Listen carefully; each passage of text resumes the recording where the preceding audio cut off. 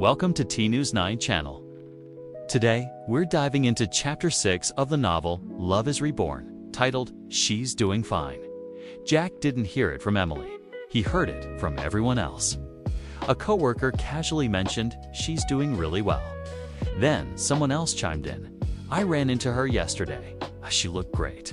Another voice confirmed the growing suspicion honestly. She seems happier. Through it all, Jack smiled and nodded, playing the part of a normal person.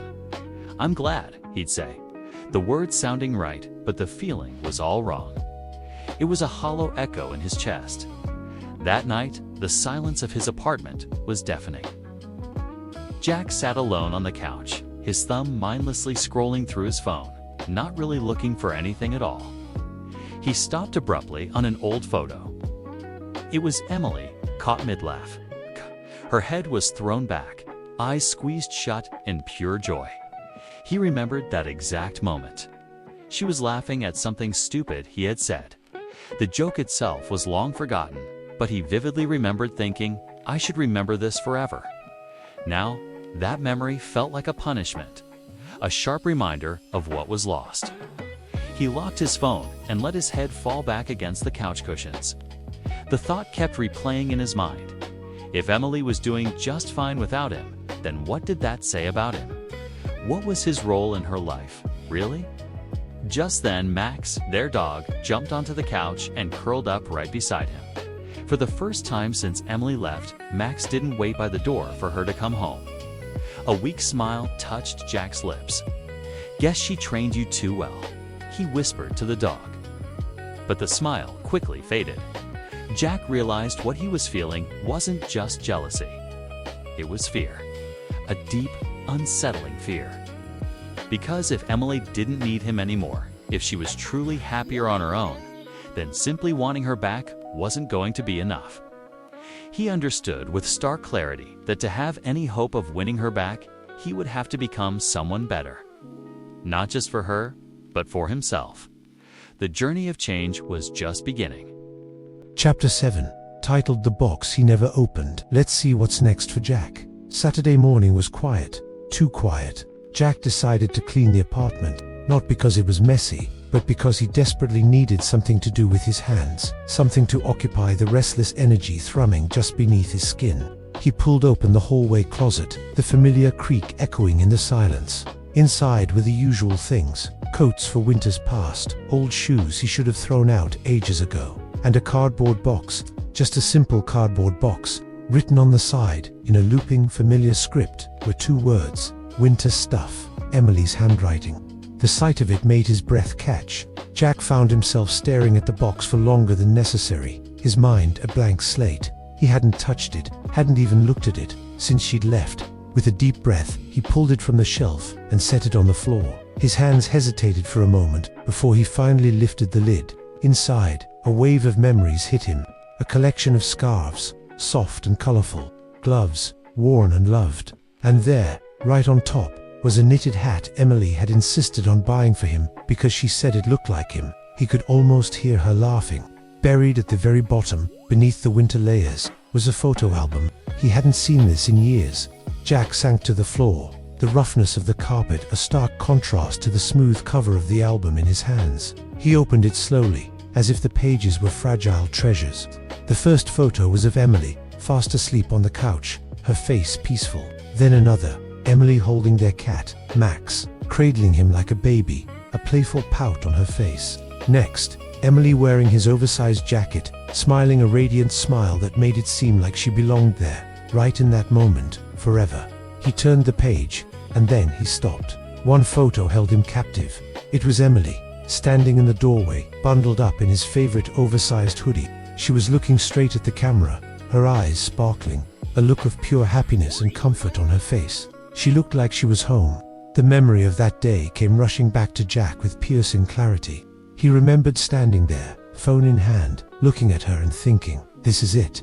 This is my life. This is everything I want. The thought was so simple, so absolute.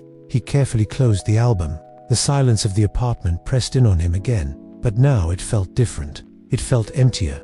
The space that once felt like a sanctuary, a home, now just felt like a collection of rooms. Jack methodically put everything back into the box: the scarves, the gloves, the hat, the album. He sealed the lid and pushed it back into the closet, back into the dark. But the memory of her smile, of that perfect moment, stayed out. It hung in the air, vivid and real. And for the first time since she'd been gone, he didn't push it away. He let it stay. Chapter 8 of the novel, Love is Reborn, titled Staying Busy Doesn't Fix Anything. Jack had diagnosed his own problem: too much free time. His solution: eliminate it completely. He constructed a life with no empty spaces, a fortress against his own thoughts. His days started with grueling workouts at the gym before sunrise. His evenings stretched into long, late nights at the office, burying himself in spreadsheets and reports until his eyes burned. When he wasn't working, he was out with friends.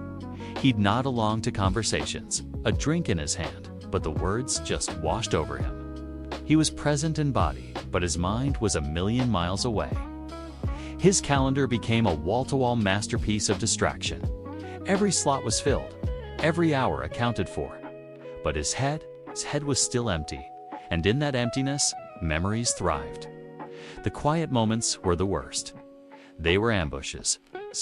In the brief solitude of an elevator ride, waiting for the light to turn green at a traffic stop, or lying in the suffocating silence of his bed at night. That's when Emily would appear. Not the real Emily, but the ghost of her living inside his head. He'd hear her voice, a gentle echo, reminding him to slow down, to breathe. He'd see her little habits everywhere, like the way she used to line up their shoes neatly by the door. A habit he now subconsciously maintained. He found himself avoiding her favorite spot on the couch, as if sitting there would somehow erase the shape of her that was still imprinted on the cushions and in his mind. He'd be out with friends, and someone would tell a joke. He would laugh, but it felt hollow, delayed. A forced reaction that lagged seconds behind the punchline. He'd smile, and then the thought would strike him like a bolt of lightning. Emily would laughed harder. Her laugh was a real, unrestrained burst of joy that could fill a room. His was just a sound. And in that moment of hollow laughter, it finally hit him with crushing clarity. He wasn't trying to replace Emily. He wasn't trying to fill the void she left behind. He was trying to outrun her memory.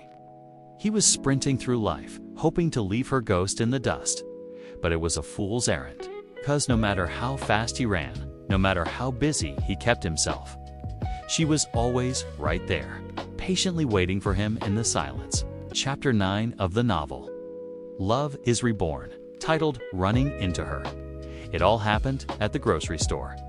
Jack was staring intently at the cereal boxes, trying to make it look like this was the most important decision of his day. Anything to distract himself. He turned the corner of the aisle, and just like that, he stopped dead in his tracks. There she was, Emily. She stood there, holding a simple carton of milk, but for Jack, it was like seeing a ghost. For a moment that stretched into an eternity, neither of them moved. Time didn't exactly freeze, but it slowed down just enough to make the moment ache. "Hey," Emily said first, breaking the spell. Her voice was quiet, almost hesitant. "Hey," Jack managed to reply, though 1,000 unspoken words were screaming to get out. They started to talk, but it was all about nothing. The traffic, the grind of work, the ridiculous price of groceries. They stuck to the safe, shallow topics that strangers discuss. Emily offered a polite smile. It wasn't cold, but it wasn't warm either. It was professional, distant. The kind of smile you give a colleague, not the person who used to be your entire world. Jack wanted to shatter the politeness. He wanted to tell her how much he missed her, how the house felt empty and wrong without her laughter echoing in the halls. He wanted to tell her that even the dog still waited by the door, hoping she'd walk through it. But he said none of it. The words got stuck in his throat, and they just stood there like two people who once shared a life, but were now just a faded memory to each other. Then Emily glanced at her watch, a clear signal. "I should go," she said softly. "Yeah," Jack agreed, his voice hollow. "Me too." They turned and walked in opposite directions. Jack fought the urge to look back. He didn't need to. The heavy silence followed him all the way home, a constant, unwelcome companion. That night, a tightness gripped his chest, making it hard to breathe. And in that quiet, lonely moment, he realized something incredibly painful. It wasn't seeing her that hurt the most. It was the crushing weight of everything he didn't say.